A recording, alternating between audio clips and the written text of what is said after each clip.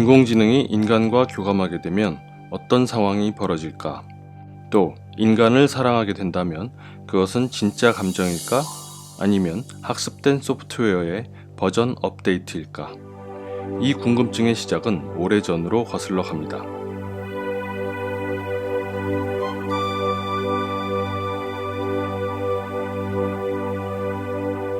대학 시절 친구와 영화 이야기를 나누던 중 친구가 지능을 가진 인공위성에 대한 이야기를 해보면 어떻겠냐는 아이디어를 주었습니다.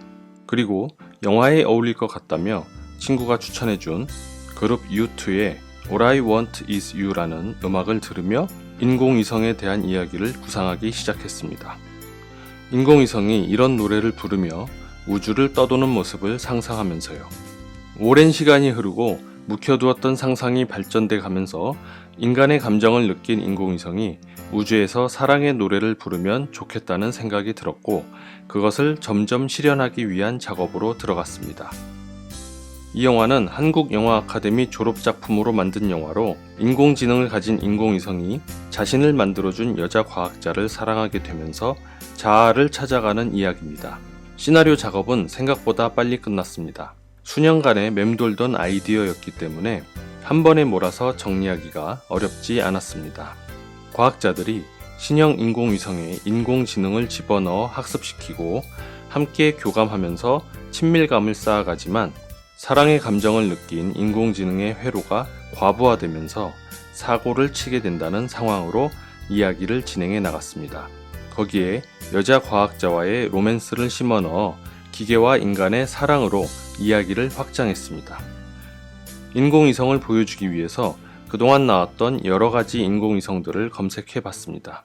외국의 인공위성들은 규모도 크고 모양도 멋있었지만 국내 인공위성들은 대부분 소규모이고 기능도 다양하지 못했습니다.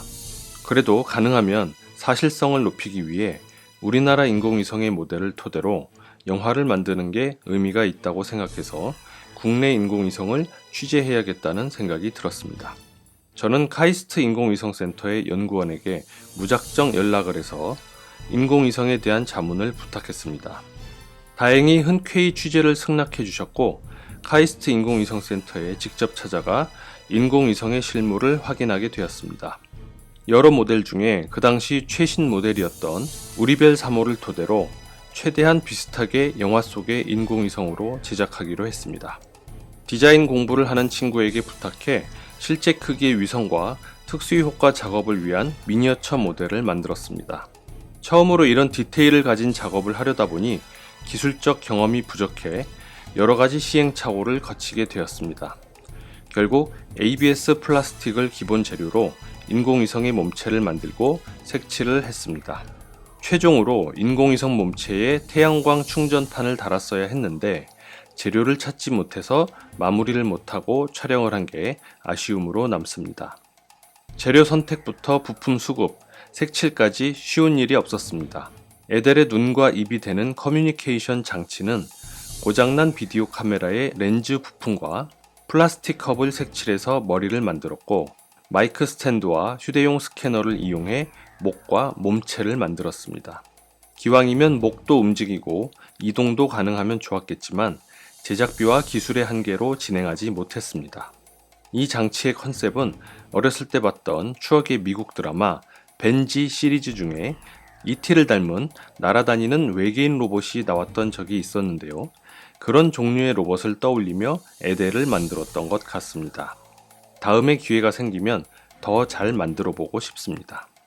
배우들은 실제 작동하지 않는 모형을 보면서 연기를 해야 했기 때문에 많이 어색해했습니다. 그래서 실제 촬영 시 제가 카메라 뒤에서 에델의 역할을 맡아 대화를 나눴습니다. 영화 속의 연구실도 실제 인공위성센터의 연구실과 최대한 비슷한 모습으로 공간을 꾸몄습니다. 좀 더 복잡한 장비들과 널브러진 분위기였지만 미술 세팅에 대한 능력과 소품 수급이 부족해 공간미가 좀 부족했던 것이 아쉬움으로 남습니다. 대신 인공위성 통제실은 가능한 현실적인 공간보다 좀 더 영화적인 느낌을 주려고 노력했습니다. 양수리 종합촬영소의 녹음실을 빌려서 우리가 가지고 있는 컴퓨터들을 최대한 많이 가지고 가서 공간을 꾸미고 모니터 인터페이스 화면도 만들었습니다. 모니터에 보이는 인터페이스 영상은 플래시라는 프로그램을 이용해 애니메이션 효과로 그래픽 느낌을 주었습니다. 촬영은 약 일주일 정도의 시간 동안 진행되었습니다. 이전의 영화에 비해 필요한 장비나 소품들도 많았고 등장인물과 스텝도 가장 많았기 때문에 제작비도 많이 들었고 혼잡한 상황도 많았습니다. 또한 한국영화 아카데미 졸업작품이라는 부담감도 강했기 때문에 정신적으로나 육체적으로 많은 스트레스를 받으면서 촬영했던 기억이 납니다. 다른 동기생들과의 형평성을 맞추기 위해 정해진 시간, 정해진 필름량, 정해진 제작비로 만들어야 했던 것도 큰 무게감을 주었습니다. 하지만 꼭 필요한 장면들을 정성 들여서 촬영해야 했기 때문에 밤낮을 가리지 않고 잠도 못 자면서 촬영을 할 수밖에 없었던 기억이 납니다. 마지막 촬영이었던 인공위성 통제실에서의 촬영은 모두에게 악몽 같았던 시간이었을 겁니다. 종합촬영소 녹음실이 쉬는 날인 주말을 이용한 2박 3일간의 주어진 시간 동안 반드시 모든 촬영을 끝내고 빠져나와야 했기 때문에 우리는 도착한 시간부터 철수하는 시간까지 단 한숨도 잠을 못 자고 촬영을 했습니다. 한여름 밀폐된 녹음실 안에서의 뜨거운 조명과 사람들의 열기는 참여했던 모든 사람들에게 고통스러운 상황이었을 겁니다. 마지막 날 촬영 때는 한 명씩 잠에 지쳐 쓰러져 가기 시작했습니다. 그리고 한 장면만 남았을 때는 저와 촬영자만 남고 모두 쓰러진 상황이 될 정도였습니다. 결국 촬영자도 마지막 장면의 녹화 버튼을 누르고 정지 버튼을 누르지 못한 채 기절해버렸습니다.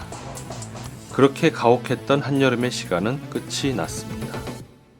촬영이 끝나고 후반 작업이 진행되었고 그 중에서 가장 어려웠던 작업이 미니어처 작업이었습니다. 우선 블루스크린에 축소 모델을 세워놓고 원하는 우주 배경에 맞게 여러 가지 방법으로 촬영을 했습니다. 이렇게 촬영된 영상을 컴퓨터로 불러와 포토샵과 프리미어로 합성 작업을 거치게 되었습니다.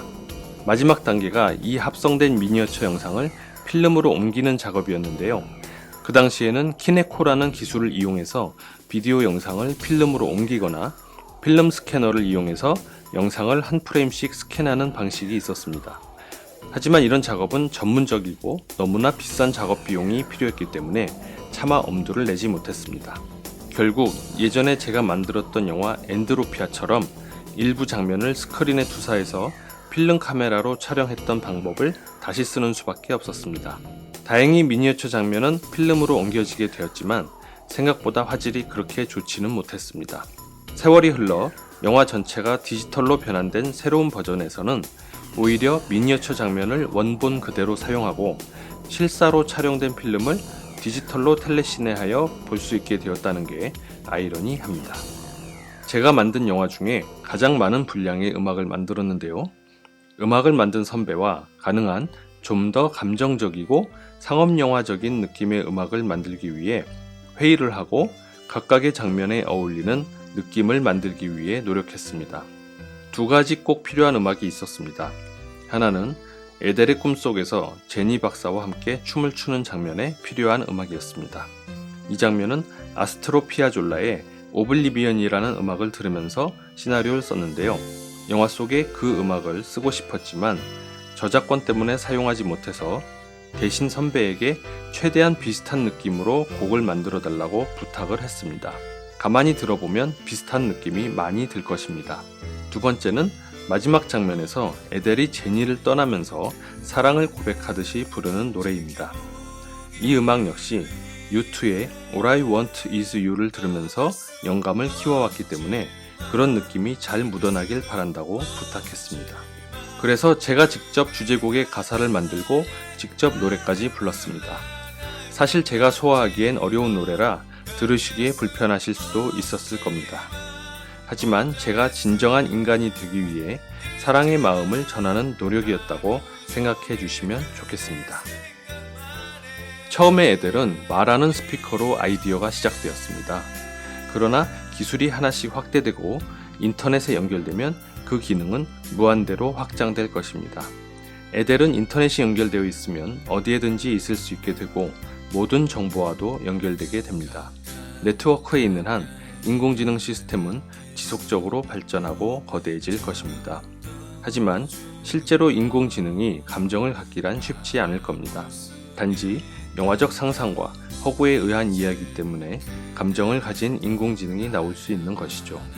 요즘 여러 곳에서 화제가 되고 있는 로봇과 인공지능의 혁명으로 인간 생활을 더 편리하게 만들 것은 현실로 다가오겠지만 이 영화와 같이 인공지능이 인간을 사랑한다거나 지배하려고 하는 상황은 아주 먼 이야기라고 생각되네요. 이 영화는 저의 20대를 마감하는 자전적인 영화이기도 합니다. 항상 기계와 컴퓨터만 사랑하고 교감했던 제가 처음으로 인간과의 교감을 느끼고 사랑을 느끼기 시작했던 시절을 추억하기 위한 영화이기도 합니다. 진정한 인간으로 변화하기 시작했던 제 마음을 에델이 대변해 주었던 겁니다. 배고팠던 20대의 젊은 시절을 오직 열정 하나로 즐겁게 함께 해주었던 친구들에게 감사를 전하면서 이 아련한 추억을 남깁니다. 그칠 수